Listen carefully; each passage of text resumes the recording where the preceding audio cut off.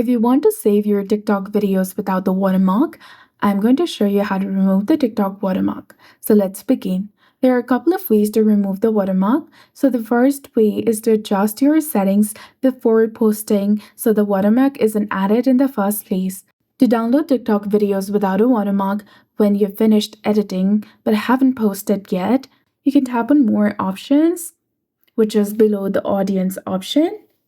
And there you'll get the option of Save to Device. If you scroll all the way down, go ahead and enable this option and your post will be saved to the device without the watermark. Then post your video. Your edited video, including any audio, will be saved to your device camera roll without a watermark. So once you've enabled this setting, downloading your own videos should result in no watermark being applied.